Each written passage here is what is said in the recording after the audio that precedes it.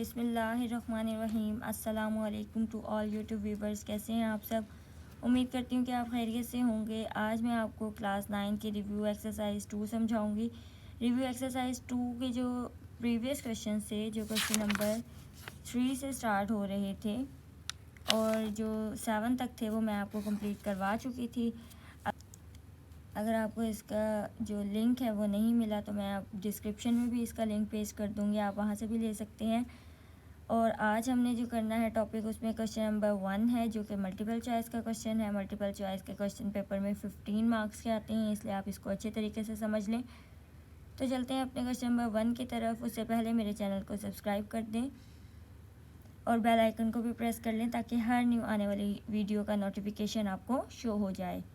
सबसे पहला जो क्वेश्चन है उसमें हमारे पास गिवन है 27x-1 -2/3। इसको सॉल्व करना पड़ेगा, तब हमें पता चलेगा कि इसका आंसर क्या आएगा। अब वैसे तो मैंने इसका आंसर 1 लगाया हुआ है, लेकिन ये हमें आया कैसे है, हम इसको चेक कर लेते हैं। तो ये मैंने अपने पास सॉल्व किया है।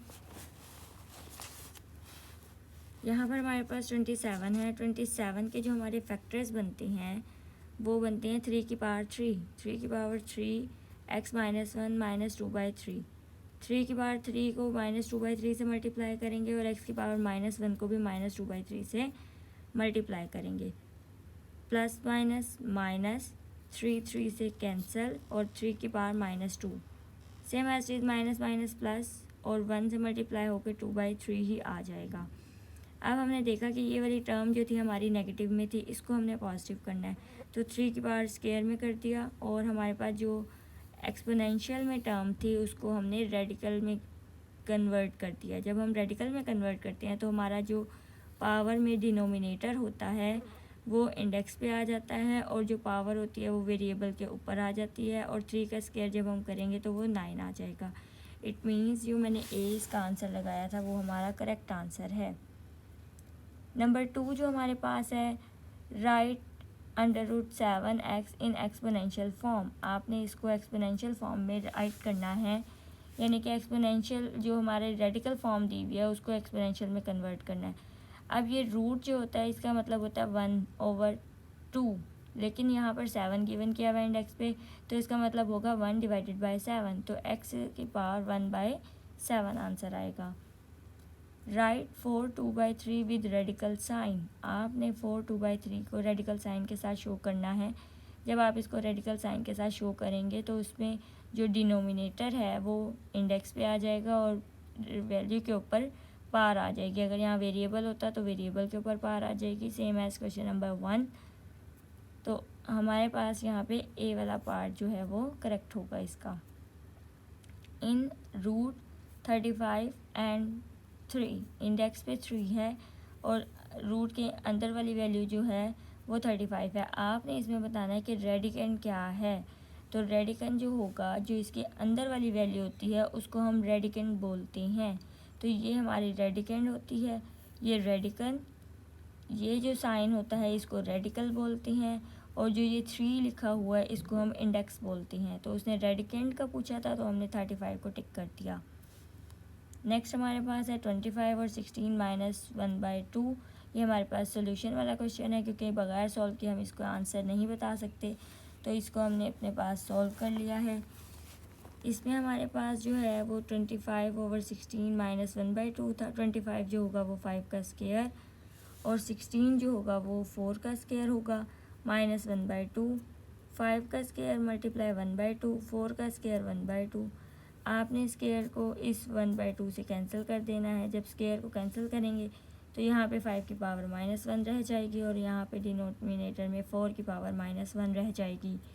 जब 5 की पावर -1 को हम चेंज करेंगे, यानी कि पॉजिटिव करनी है पावर्स, तो 5 की पावर -1 नीचे आ जाएगा और 4 की पावर -1 ऊपर चला जाएगा। तो हमारे पास ये पॉजिटिव हो जाएंगी टर्म्स। तो 4/5 इसका आंसर होगा। तो 4/5 को आपने टिक करना है। नेक्स्ट हमने कॉन्जुगेट बताना है। कॉन्जुगेट हम बताएंगे 5 + 4 आयोटा इज़। 5 + 4 आयोटा का जो कॉन्जुगेट आपने लेना है वो है 5 - 4 आयोटा। कॉन्जुगेट में हमेशा आयोटा की वैल्यू के जो साथ साइन होता है उसको चेंज करते हैं। तो हमारे पास यहाँ पर पॉजिटिव का साइन था तो इसको हमने नेगेटिव में कन्वर्ट कर दिया। The value of iota 9 is, आपने आयोटा 9 की वैल्यू बतानी है कि क्या है। तो आयोटा 9 की वैल्यू जो होगी वो आयोटा ही होगी। उसको हम कैसे शो कर सकते हैं, वो हमें इस तरीके से पता चली है कि जब हमारे पास आयोटा के ऊपर ओड पार होती है तो आंसर आयोटा में आता है। तो हमारे पास ओड पार थी इसलिए आयोटा आंसर में आ गया। Every real number is a complex number, जो रियल नंबर होता है वो कॉम्प्लेक्स नंबर भी होता है। Real part of 2ab iota plus 2ab और प्लस आयोटा स्क्वायर इज़, आपने इसको मल्टीप्लाई करना है अंदर की तरफ। जब आप इसको मल्टीप्लाई करेंगे तो ये हमारे पास 2ab iota plus 2ab iota square की जो वैल्यू होगी वो पुट करेंगे -1, 2ab आयोटा प्लस, और जब -1 पुट करेंगे तो इसके साथ भी माइनस आ जाएगा तो -2ab रियल पार्ट हो जाएगा। अगर हमने इमेजनरी पार्ट फाइंड करना होगा तो इमेजनरी पार्ट जैसे यहाँ पर minus iota 3 iota plus 2 is, आप इसको मल्टीप्लाई करेंगे तो 3 के साथ ये आयोटा स्क्वायर हो जाएगा, माइनस माइनस ऑलरेडी प्लस हो जाएगा और प्लस माइनस माइनस हो जाएगा। तो 2 आयोटा के साथ 2 आया है तो -2 जो हो जाएगा वो इमेजनरी पार्ट है। Which of the following sets have the closure property with respect to addition? आपने इसकी क्लोजर प्रॉपर्टी बतानी है एडिशन के अकॉर्डिंग। तो एडिशन की जो क्लोजर प्रॉपर्टी होती है उसका मतलब ये होता है कि अगर हम इसमें कोई वैल्यू को ऐड करें तो उस पर कोई इफ़ेक्ट ना हो। तो इट मीन्स कि हम जस्ट ज़ीरो ही ले सकते हैं। ज़ीरो एक ऐसा एलिमेंट है, ऐसा डिजिट है जो जिसमें हम ऐड करें तो कोई फ़र्क नहीं पड़ेगा। तो इसलिए ज़ीरो जो होगा वो हमारे पास एडिशन के अकॉर्डिंग क्लोजर प्रॉपर्टी कंसीडर होती है। Name the property of real number used in, आपने इसकी प्रॉपर्टी का नंबर बताना है। तो ये मल्टीप्लिकेटिव आइडेंटिटी है। क्यों? क्योंकि इसमें हमने 1 से मल्टीप्लाई किया। जब हम किसी एलिमेंट किसी डिजिट को 1 से मल्टीप्लाई करते हैं तो इट मीन्स कि वो मल्टीप्लिकेट हो रहा होता है, यानी कि वो मल्टीप्लिकेटिव आइडेंटिटी को शो करता है। If X Y Z belongs to R, z less than 0, then x less than y, then x z greater than y z। आपने ये जो एक्सरसाइज 2.2 थी उसमें हमने पढ़ा था कि जब हमारे पास x y z r से रियल नंबर से बिलोंग करेंगे और उसमें z की वैल्यू 0 से लेस हो और x की वैल्यू y से लेस हो तो इट मीन्स कि हम x को z से मल्टीप्लाई करते हैं और y को भी z से मल्टीप्लाई करते हैं, फिर वो आंसर ग्रेटर आता है।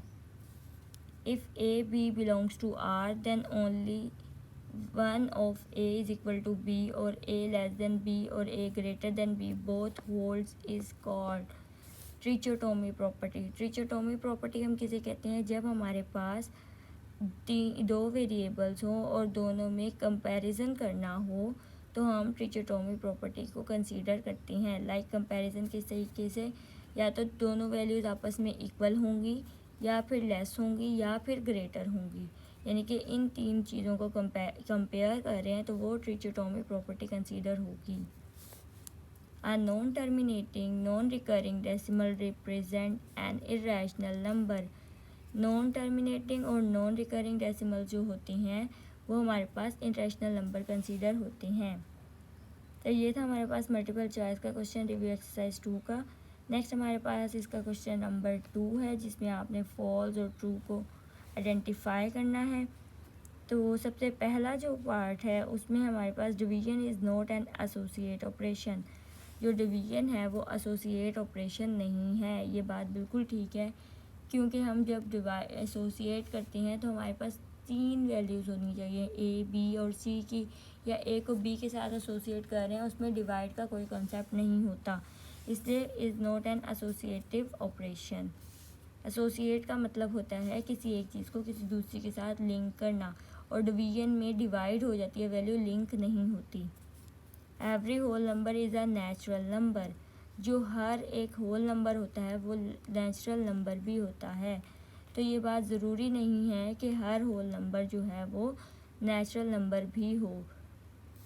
Multiplicative inverse of 0.02 is 50। आपने बताना है कि मल्टीप्लिकेटिव इन्वर्स लें 0.02 का तो वो 50 होगा।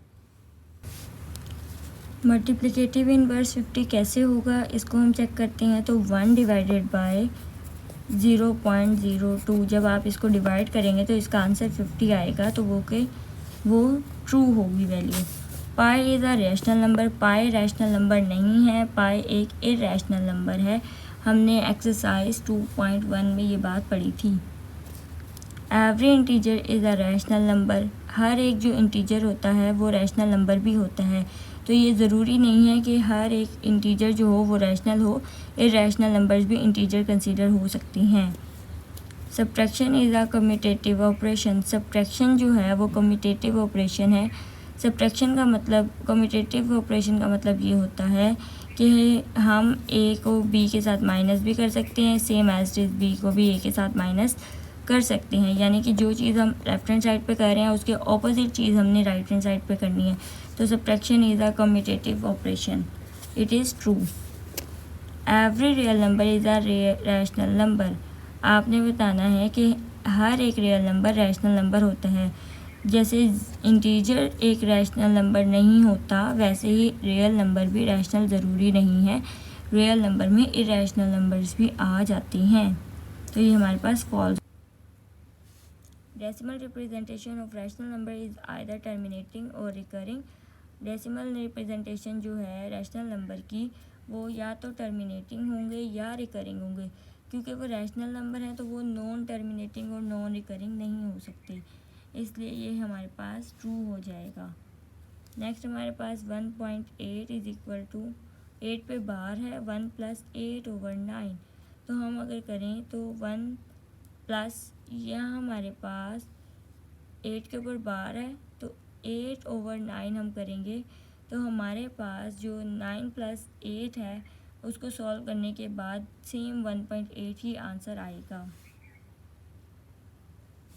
मैं आपको इसको सॉल्व करके भी दिखा देती हूँ कि ये हमारे पास किस तरीके से आया है। इसमें हमने फैक्टर्स बनाए हैं कि 1.8 के जो फैक्टर्स बने हैं वो इस तरीके से बने हैं।